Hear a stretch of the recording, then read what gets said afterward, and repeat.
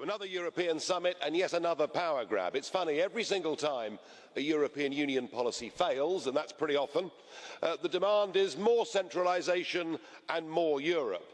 And I think by any measure, the EU's common asylum policy, albeit given rocket boosters by Chancellor Merkel, has been a dramatic failure. Not only will millions continue to come, few of whom, of course, would qualify as genuine refugees, but it's become an open invitation to terrorism.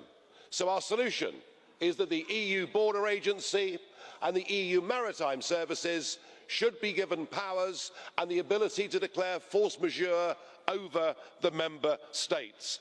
And incredibly, the British Prime Minister, David Cameron, is supporting this.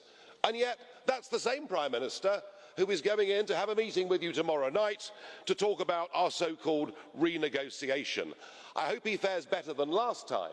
The last time he attempted this, he got to speak at 1 o'clock in the morning, spoke for a total of 7 minutes, during the middle of which the French President, Monsieur Hollande, got up and went out for a pee.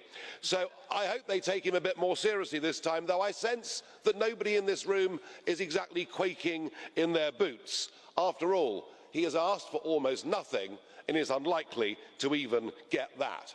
But I'm sure we'll be treated to the usual theatricals.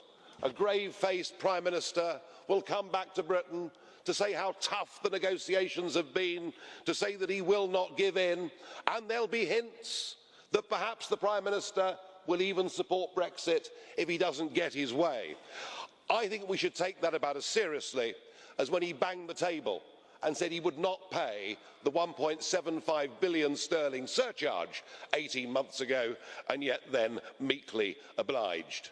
In February, the charade will come back. There'll be a European summit, and on something minor and inconsequential, there'll be a deal, and a referendum will happen in June 2016. Opposition to this project is growing right across the continent. 15% now of the Hungarian population have signed a petition against migrant quotas. We saw an extraordinary advance in the French National Front in the elections in France last week, but so far nobody has reached the tipping point. Well, the British referendum may be that moment, and the momentum is on our side. It isn't just about getting back national democracy, it's actually about getting back national self-confidence. And I think for those of us that believe in nation-state democracy, 2016 is a very bright dawn indeed. Thank you. Monsieur Farage, il y a une demande de carton bleu. Mr Farage, there's a blue card. Monsieur LUCKE. Microphone. Hello. Wenn das britische Volk ihre Ansichten teilt, If the British people was going to share its views on the EU and your views on the EU and your views on Cameron, how come UKIP hasn't got more than one seat in Westminster?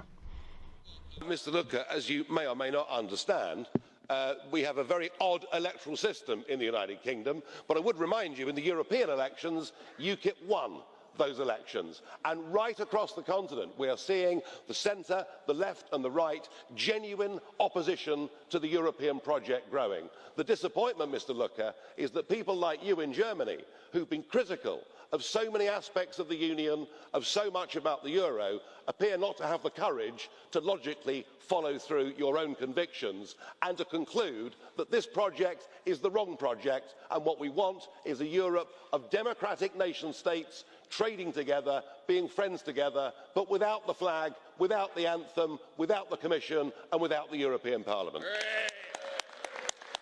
La parole